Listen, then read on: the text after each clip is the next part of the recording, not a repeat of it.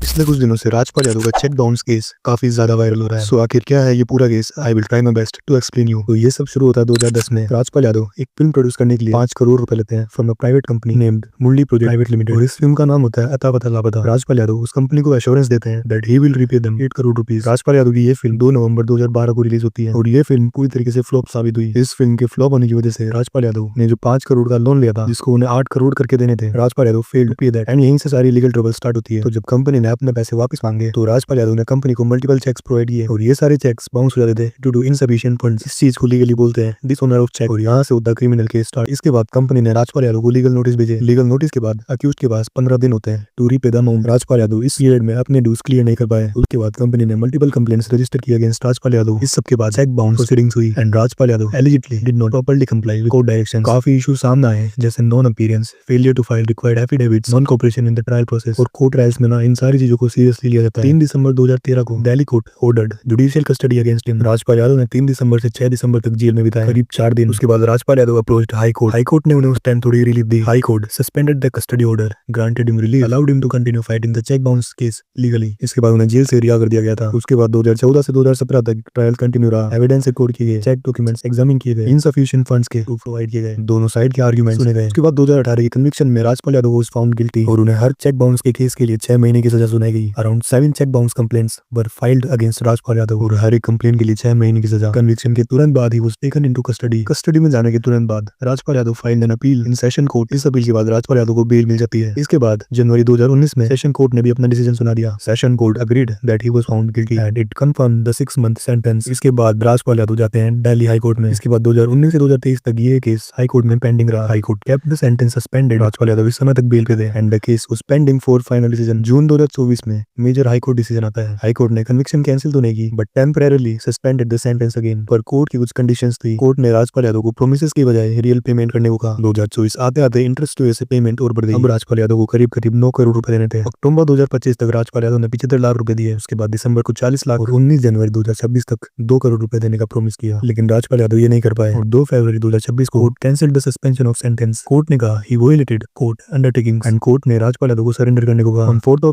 Feb Rajpal Yadav surrendered before jail authorities. उनके lawyer ने थोड़ा और समय मांगा लेकिन कोर्ट ने स्ट्रिक्टली मना कर दिया और इसका रीजन बताया था too many chances were already given और रिपीटेड नॉन कंप्लायंस इसका एक और रीजन था। और 9 फरवरी को राजपाल यादव तिहाड़ जेल भेज दिए गए। So this was the whole case of Rajpal Yadav.